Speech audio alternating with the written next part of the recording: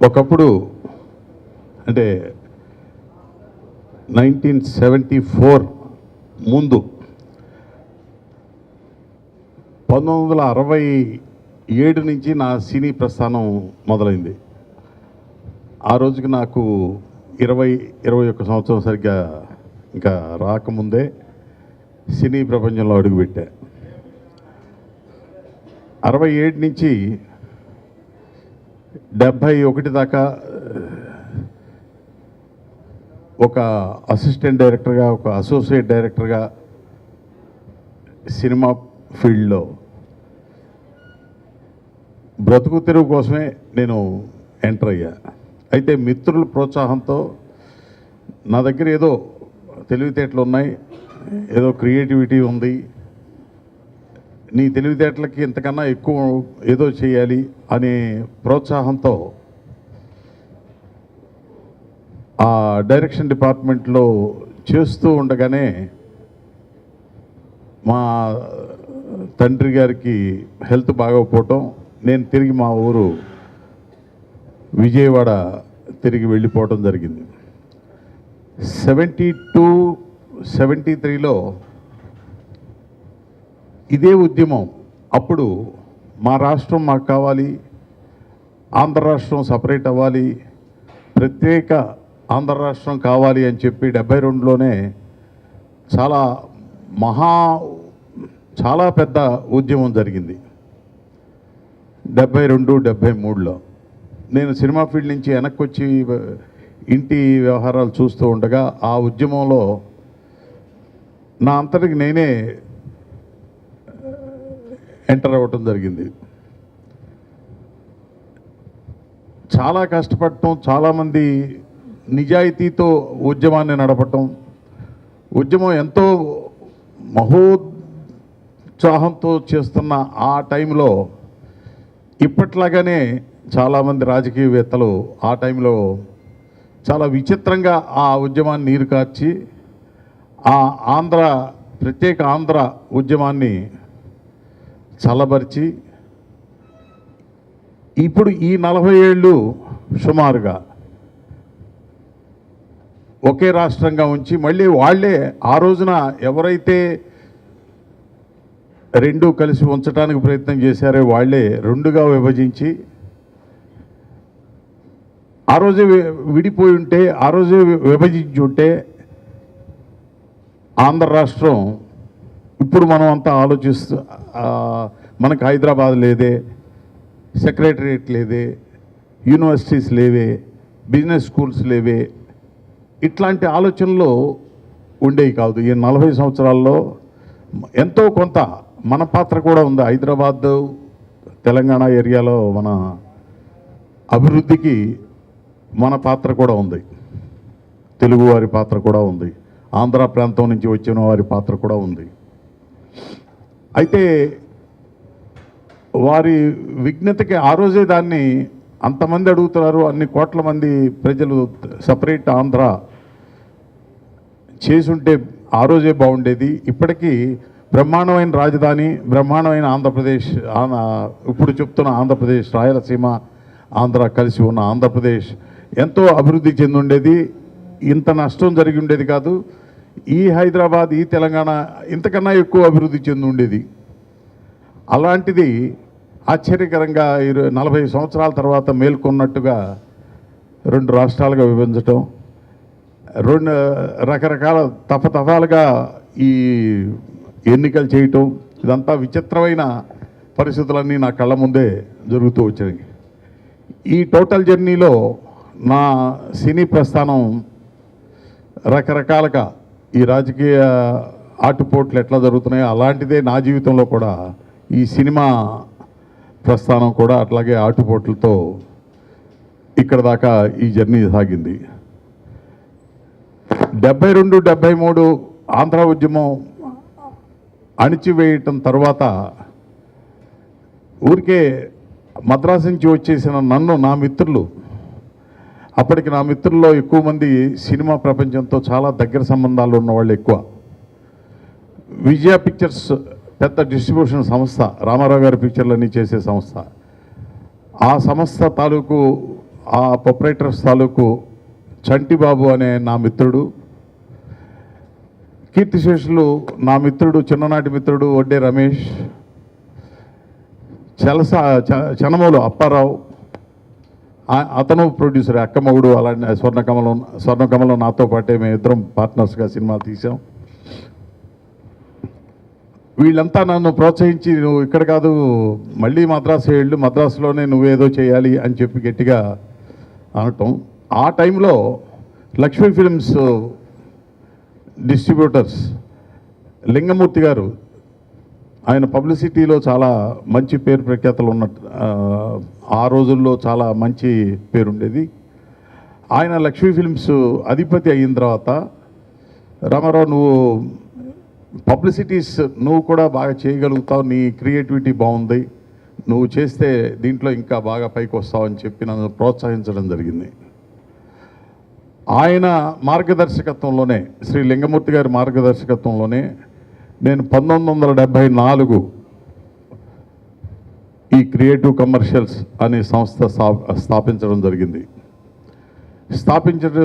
స్థాపించిన తర్వాత నాకున్న అంతకుముందు మద్రాసుతో ఉన్న పరిచయాలు, ఇప్పుడు మీకు ఇంతకుముందు చెప్పిన నా మిత్రుల ప్రోత్సాహం, వాళ్ళ రికమెండేషన్లు, వీటితో ఒక కుర్రవాడిగా నేను నా ఆలోచనలని చెప్పటం, వీటితో మోహన్ కుమార్ అని మీలాంటి జర్నలిస్ట్ మిత్రుడు చనిపోయారు ఈ మధ్య, కీర్తిశేషులు మోహన్ కుమార్ గారు, నన్ను తమ్ముళ్లాగా భావించేవారు.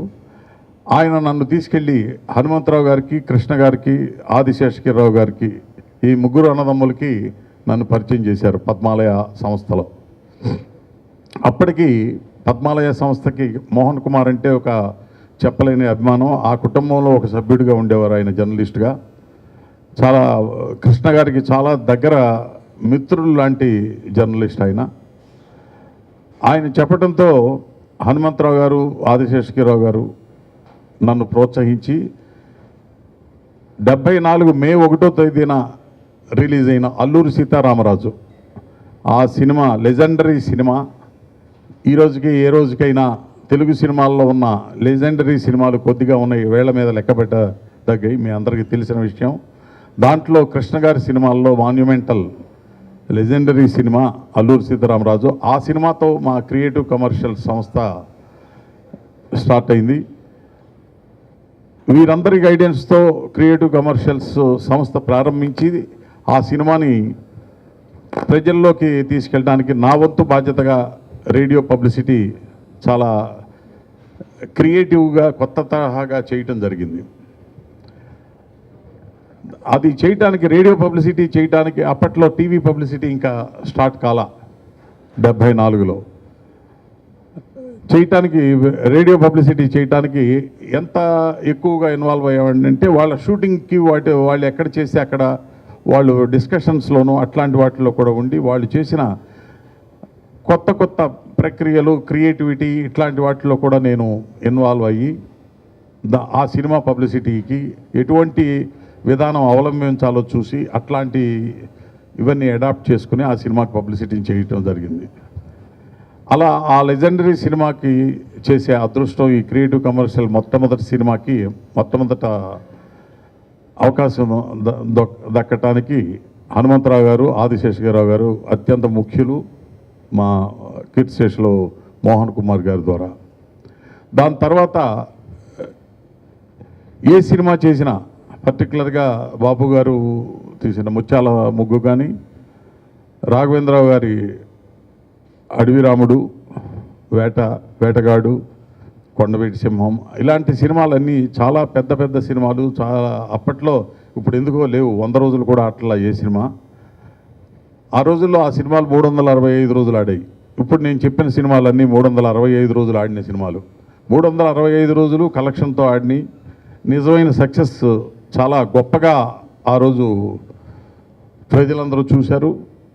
ఆ సినిమా నిర్మించిన వాళ్ళందరూ కూడా చాలా ఆనందించారు. అటువంటి సినిమాలు మళ్ళీ ఇప్పుడు ఎందుకో చాలా ఎక్కువ డబ్బుతో తీస్తున్నాం, ఎక్కువ డబ్బు కలెక్ట్ చేస్తున్నాయి అని చెప్తున్నారు. కానీ అంత లాంగ్విటీ, అంత లెజెండరీ హిస్టారికల్ సినిమాలు వస్తున్నాయంటే నాకు డౌటే. ఒక సినిమా కూడా అటువంటిది అంత గొప్పది, ఏదో ఫ్యూ పిక్చర్స్ 1 or 2 పిక్చర్స్ వదిలేస్తే అంత గ్రేట్ సినిమాలు రావట్లేదని నేను అనుకుంటున్నా. దానికి ముఖ్యమైన కారణం చిత్తశుద్ధి లేకపోవటం అనేది ఒక ప్రొడ్యూసర్గా నాకున్న ఎక్స్పీరియన్స్లో నేను అనుకుంటున్నది చిత్తశుద్ధి మా ప్రొడ్యూసర్స్లో లేకపోవటమేమో అని నా ఉద్దేశం. ఎందుకంటే ఇప్పుడు ఎంత డబ్బుతో తీస్తున్నాం, ఎంత డబ్బు ఖర్చు పెడుతున్నాం, ఎంత రెమ్యూనరేషన్స్ ఇస్తున్నాం, ఎంత ఫైనాన్సర్స్ దగ్గర నుంచి అప్పు తీసుకొస్తున్నాం, ఎంత వడ్డీ కట్టాం ఈ సినిమాకి అనే సినిమాలే తీస్తున్నాం. అందుకని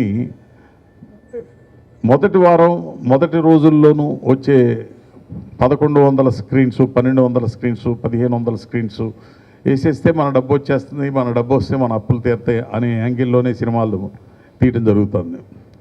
అటువంటి బ్యాడ్ షేప్లోకి ఈరోజు ఫిలిం ఇండస్ట్రీ వచ్చింది. ఆ రోజు అటువంటి పరిస్థితి, ఎటువంటి పెద్ద సినిమా అయినా సరే, పద్మాలయ వారు ఆ రోజున అల్లూరు సీతారామరాజు తీస్తే మొత్తం యూనిట్ మద్రాసు నుంచి ఆల్మోస్ట్ మద్రాసు అంతా తరలి చింతపల్లి ఫారెస్ట్లోకి, చింతపల్లి ఫారెస్ట్ అంటే చాలా థిక్ రిజర్వ్డ్ ఫారెస్ట్, రాజమండ్రికి దగ్గరగా చింతపల్లి కొండల పైన ఉండేది. అక్కడ ఆల్మోస్ట్ అందరు ఆర్టిస్టులకి తగిన విధంగా ఒక మంచి కాలనీ ఒకటి తయారు చేసి 5 స్టార్ ఫెసిలిటీస్ అన్ని దాంట్లో క్రియేట్ చేసి దాంట్లో అందరినీ ఆర్టిస్టులు అక్కడే పెట్టి మధ్యాహ్నం అందరూ పెళ్లి పందిరిలాగా వేసి, ఇట్లాంటి బ్యాంకెట్ హాల్ అప్పట్లో పందిరిలాగా ఉండేది. అందరూ కలిసి కూర్చుని ఒకే కుటుంబంలో భోంచేసేవాళ్ళు. అటువంటి సినిమా స్టార్ట్ టు ఫినిష్ అక్కడే ఫినిష్ చేశారు. ఆ సినిమాకి కంపారిటివ్గా చెప్పుకోవాలంటే అప్పటికి ఇప్పటికి మనీలో చాలా తారతమ్యం ఉన్నా కూడా అంత గొప్ప సినిమా నిజంగా చెప్పండి, మీ అందరికీ జర్నలిస్టులుగా మీకు కూడా తెలుసు, అంత గొప్ప సినిమా వచ్చిందా, వస్తున్నాయా, అట్లా తీస్తున్నామా? సో అలాంటి సినిమాలు అదొకటే కాదు, అడవి రాముడు కూడా అట్లాగే రాఘవేంద్ర గారు కంప్లీట్ బందెపూర్ ఫారెస్ట్లో తీశారు, మైసూర్ దగ్గర ఫారెస్ట్లో. అలా అన్ని సినిమాలు అంత డెడికేటెడ్గా, అంత ఫుల్ ఫ్లెడ్జెడ్ స్క్రిప్ట్తో హిస్టరీ క్రియేట్ చేసే గ్రేటెస్ట్ మాన్యుమెంటల్ లెజెండరీ సినిమాస్ ఆ రోజు వచ్చాయి. ఈరోజు రావడానికి ముందు మనీ ఎంత ఖర్చు పెడుతున్నాం, మనీ ఎంత బడ్జెట్ అవుతుందనే యాంగిలే తప్ప సినిమా మంచి కథ వచ్చిందా, మంచి కథతో తీస్తున్నామా, మనం ప్రాపర్గా రిలీజ్ చేయగలుగుతున్నామా అనే పరిస్థితిలో ఈరోజు సినిమా లేదు.